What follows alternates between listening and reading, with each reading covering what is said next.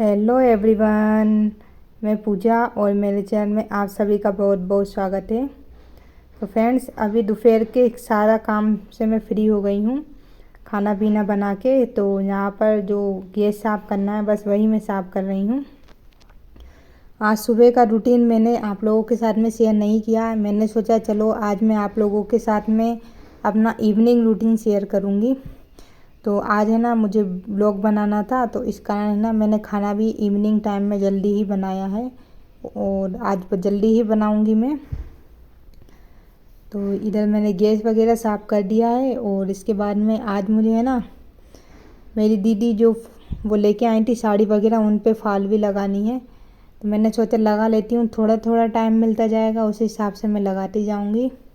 फिर बहुत टाइम से है ना टल लग रही थी मुझे, है ना मेरी जो अलमारी है वह भी ठीक करनी थी कपड़ों की, क्योंकि कपड़े हैं ना ऊपर नीचे हो गए थे, कभी कुछ ढूंढते हैं तो कभी कुछ मिलता नहीं है। इसलिए मैंने सोचा कि क्यों ना इसको मैं व्यवस्थित कर देती हूँ। तो यहाँ पर मैंने सारे के सारे कपड़े निकाल दिए हैं और सब साड़ियों की, वैसे तो घड़ी तो थी लेकिन फिर भी एक बार और ठीक तरह से इनके ब्लाउज वगैरह सब मैच करके और मिक्स करके मैं रख दूँगी। और इनके भी जो टी शर्ट वगैरह हैं वह सारे में घड़ी करके, मेरे बेटू के जो छोटे छोटे कपड़े हैं ना वह तो हम लोगों के कपड़ों में दब गए थे, तो वो मिल ही नहीं रहे थे। तो मैंने सोचा क्यों ना मैं बेटू के कपड़े अलग रख देती हूँ, इससे मिक्स भी नहीं होंगे और तीनों के कपड़े अच्छे से जमा देती हूँ मैं। तो एक साइड मैंने मेरे हस्बैंड के कपड़े रख दिए और एक साइड में मेरे कपड़े रख दूँगी और बीच में हमारे बेटू के कपड़े रख दूँगी, ताकि सारे कपड़ों में उसके कपड़े मिक्स ना हो। और अब बेटू भी सो रहा था तो मैं काम भी करती जा रही थी और उसको खिलाती भी जा रही थी। तो यहाँ पे सारे कपड़ों की मैंने घड़ी कर दी है और अब मैं फटाफट इन सारे कपड़ों को जमा देती हूँ। सारे कपड़ों की एक साथ घड़ी कर देते हैं ना तो इससे जल्दी जम जाते हैं। तो ये सारी साड़ियाँ मैंने अच्छे से घड़ी करके रख दी हैं और अब मुझे है ना मेरी जो नई साड़ियाँ आई हैं उनके भी ब्लाउज वगैरह बनाने हैं। अब देखती हूँ कैसे टाइम मिलता है। अगर इधर टाइम नहीं मिलेगा तो मैं मेरे मायके जाऊँगी एमपी, वहाँ पर जाकर ही मैं ब्लाउज बनाऊँगी। तो उसमें क्या रहेगा, मम्मी भी थोड़ी देर बेटू को संभाल लेंगी, मेरा भाई भी संभाल लेगा और मैं आराम से जो है ब्लाउज वगैरह बना लूँगी। और मैं मेरे ब्लाउज थोड़े फुर्सत में ही बनाती हूँ, क्योंकि मुझे ब्लाउज बनाना तो आता है लेकिन इतने अच्छे तरीके से नहीं आता कि मैं किसी और के ब्लाउज बना पाऊँ। मैं सिर्फ मेरे ही ब्लाउज बनाती हूँ, तो मैं आराम से उसकी कटिंग करती हूँ, आराम से जो यूट्यूब पे है ना वह डिज़ाइन वगैरह देखती हूँ कि किस डिज़ाइन में बनाना है। वैसे तो जो मुझे ज़्यादा ख़ास डिज़ाइनें पसंद नहीं है, सिर्फ मैं गले में ही डिज़ाइन बनाती हूँ। आस्तीन तो मुझे जो है सादा सिंपल ही अच्छी लगती है और पीछे का जो गला है वह भी मैं गोल या चार खुटा ही रखती हूँ, क्योंकि इनकी फैशन कभी नहीं जाती है इसलिए। लेकिन है ना फिर मेरी एक दो साड़ी जो है ना वह भारी हैं, तो मैंने सोचा क्यों ना मैं इनमें बोट नेक बनाऊँ। तो सीखना है मुझे, बोट नेक की कटिंग भी सीखना है। मतलब कटिंग तो मुझे आती है लेकिन वो जो ब्लाउज आता है ना पीछे हुक वाला, उसकी कटिंग मुझे सीखनी है। इसलिए मैंने कहा ये फ़ुर्सत में वीडियो देखूँगी और फ़ुर्सत में ही मैं सीखूँगी और फ़ुर्सत में ही मैं करूँगी। तो यहाँ पे फ्रेंड्स फिर कपड़े वगैरह जमाने, फिर मैंने ना कपड़े धो के डाले थे तो वह भी मैं छत पर सुखा आई थी। तो फिर मैंने सोचा कि चलो इसकी फटाफट मैं फाल वॉल लगा देती हूँ। एक एक करके अगर एक साड़ी मैं रोज़ लगाऊंगी तो मेरी साड़ियाँ पूरी कंप्लीट हो जाएंगी। तो इधर जो है इसमें जो कच्ची वाली, ऐसे हम जब फाल लगाते हैं तो थोड़ा उसमें कच्चा धागा भी डालते हैं, तो वह मैंने एक दिन पहले डाल दिया था। उससे क्या होगा कि मुझे फाल लगाने में आसानी हो जाती है और जल्दी भी हो जाती है। तो बस यहाँ पे थोड़ी थोड़ी फाल पे तुरपाई ही करनी है, तो वह मैं कर रही हूँ। तो इस तरह से फ्रेंड्स जब भी मेरा बिजी रूटीन रहता है ना तो मैं थोड़ा थोड़ा अपने लिए भी टाइम निकालती हूँ। और कल परसों भी मैंने अपने क्लीन अप किया था, तो वह भी मैं आप लोगों के साथ में शेयर करती हूँ कि मैं अपनी स्किन की जो कैसे देखभाल करती हूँ।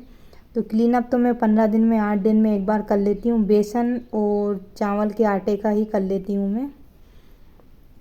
उससे क्या रहता है, चेहरा अच्छा रहता है। मतलब यहाँ पे देखिए मेरा जो साड़ी है उसमें फाल लग चुकी है। अब मैं इसकी घड़ी करके रख देती हूँ और फिर इसके बाद में दोपहर में मैं थोड़ा बहुत लेटूँगी। और फिर सभी लोग क्या है कि खाना खाने के बाद में थोड़ा थोड़ा हम लोग दोपहर में 3-4 बजे भी खाना खाते हैं।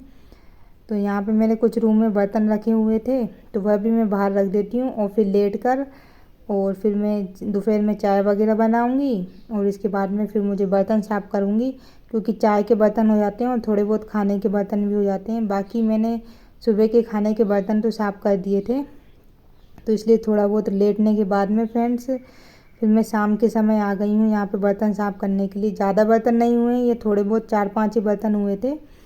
और सुबह हमने जो है दाल बनाई थी मूंग की, तो वो देचकी में हमने इसको उबलने के लिए रखी थी, तो देचकी मैंने चूल्हे पे रख दी थी, तो इसलिए वह भी काली हो गई है, तो उसे भी साफ़ करना है। तो पहले फटाफट मैं यहाँ पे 2-4 जो छोटे छोटे बर्तन हैं वह साफ़ कर दूँगी।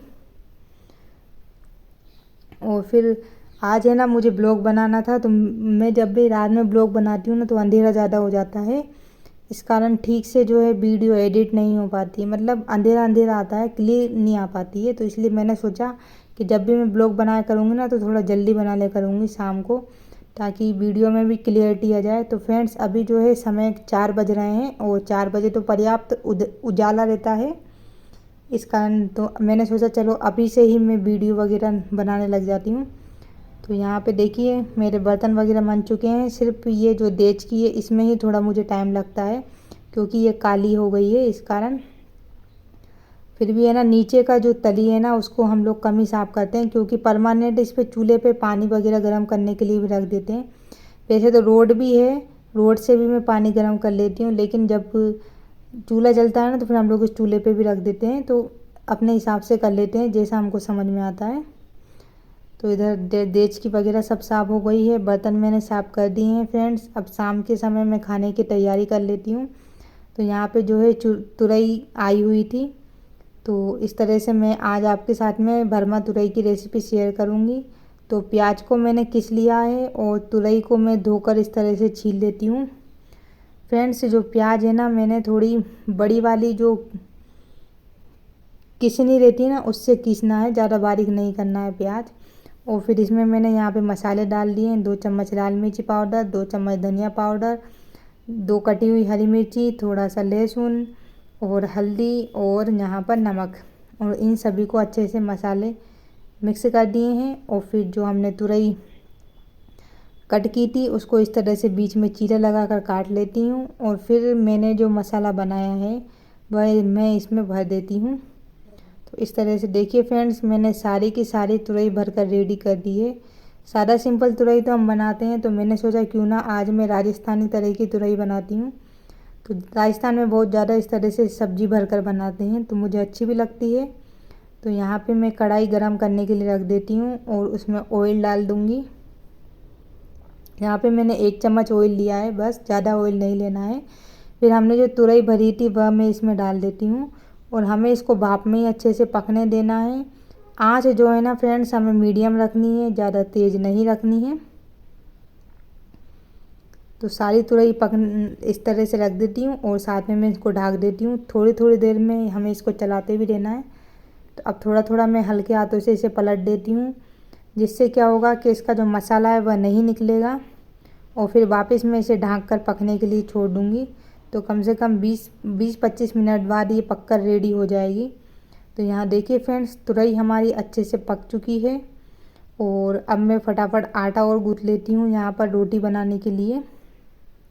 और फिर मैं आप लोगों को बताऊंगी कि किस तरह से हमने तुरई की सब्ज़ी बनाई है, क्योंकि थोड़ी गर्म थी, भाप निकल रही थी, इस कारण। अब आप देख सकते हैं यहाँ पर कितने अच्छे से हमारी तुरई की भरमा तुरई की सब्ज़ी तैयार हो गई है, जो कि खाने में बहुत अच्छी लगती है। आप लोग फ्रेंड्स ट्राई ज़रूर कीजिएगा, और ये आप पूड़ी के साथ में, पराठों के साथ में, किसी के साथ में खाएं। वैसे तो मुझे रोटी के साथ में तुरई की सब्ज़ी खाना बहुत पसंद है। तो चलिए फ्रेंड्स अब मैं रोटी और फटाफट बना लेती हूँ। तो यहाँ पर मैंने चूल्हा पे ही रोटी बनाऊँगी मैं, क्योंकि मुझे जो है ना इस मिट्टी के तवे की बनी रोटी बहुत अच्छी लगती है। और जो कल्ले की रोटी रहती है ना उसका तो स्वाद ही कुछ और ही होता है, मतलब गैस की रोटी मुझे इतनी अच्छी नहीं लगती है। और अब तो मुझे चूल्हे की रोटी अच्छी लगने लग गई ना, तो मैं चूल्हे की ज़्यादातर बनाती हूँ। और है ना सबसे अच्छा है कि इसमें फटाफट काम भी हो जाता है। और जब कभी अभी क्या है कि बेटू जो है ना वो परेशान करता है ना, इस कारण मैं कभी गैस पे काम करती हूँ, कभी चूल्हे पे। बाकी तो अगर ये थोड़ा बड़ा हो जाए ना तो मैं सारा काम आपको चूल्हे पे करके ही बताऊँ, लेकिन बार बार क्या है, हमें उठना पड़ता है चूल्हे पर से, इसलिए ना फिर मैंने सोचा कि जब तक मेरा बेटू सो रहा है तब तक मैं फटाफट रोटियां और बना देती हूँ। तो यहाँ पर मेरी रोटियां लगभग बनने ही वाली हैं और सब मतलब कुछ लोग आ गए थे, तो मैंने बोला कि चलो आज जल्दी खाना बन गया तो आप लोग भी खाना खा लीजिए। तो खा लेते हैं, 6-7 बजे तक सब लोग खाना खाते हैं। तो खाना 6-7 बजे तक तो गर्म ही रहता है, क्योंकि हम लोग जो रोटियां हैं टिफ़िन में रख देते हैं गरम गरम। तो बाकी अगर जिसको ज़्यादा गर्म खानी रहती है तो फिर मैं आटा उठा कर रख देती हूँ और गैस पर बना देती हूँ। तो फ्रेंड्स, आज की वीडियो में इतना ही, मिलते हैं नेक्स्ट वीडियो में, तब तक के लिए धन्यवाद।